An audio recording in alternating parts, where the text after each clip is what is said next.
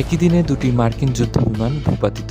মধ্যপ্রাচ্যের আকাশ এখন ওয়াশিংটন আর তেহরানের শ্রেষ্ঠত্বের লড়াইয়ে এক জ্বলন্ত অগ্নিগর্ভ।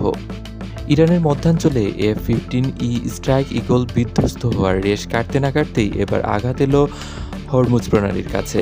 তেহরানের দাবি, তাদের নিজস্ব নতুন উন্নত প্রতিরক্ষা ব্যবস্থা ব্যবহার করে ভূপাতিত করা হয়েছে যুক্তরাষ্ট্রের শক্তিশালী A-10 ওয়ার্কস যুদ্ধবিমান।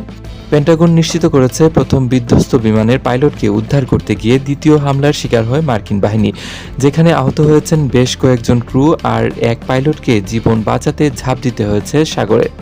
সংঘাতের তীব্রতা কেবল আকাশপথেই সীমাবদ্ধ নয়। পেন্টাগনের সর্বশেষ তথ্য অনুযায়ী এই যুদ্ধে এ পর্যন্ত ১৩ জন মার্কিন সেনা নিহত এবং ৩৬৫ জন আহত হয়েছেন।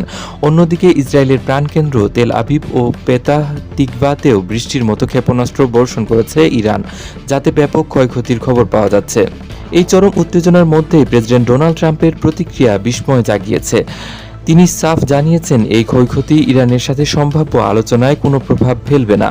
তবে যুদ্ধের ব্যয়ভার মেটাতে হোয়াইট হাউস ২০২৭ অর্থবছরের জন্য রেকর্ড $১.৫ ট্রিলিয়ন প্রতিরক্ষা বাজেট ঘোষণা করেছে। বিশ্লেষকরা বলছেন, ট্রাম্প ক্লাস ব্যাটলশিপ আর গোল্ডেন ডোম প্রজেক্টের এই বিশাল উচ্চাকাঙ্ক্ষা কি কেবল প্রতিরক্ষা, নাকি দীর্ঘস্থায়ী যুদ্ধের প্রস্তুতি? একদিকে ধ্বংসস্তূপে পরিণত হওয়া অত্যাধুনিক যুদ্ধবিমান, অন্যদিকে $ট্রিলিয়ন বাজেটের খেলা। সব মিলিয়ে মধ্যপ্রাচ্য এখন এক অনিশ্চিত মহাপ্রলয়ের মুখে। বিশ্ব এখন তাকিয়ে আছে হোয়াইট হাউসের পরবর্তী পদক্ষেপের দিকে।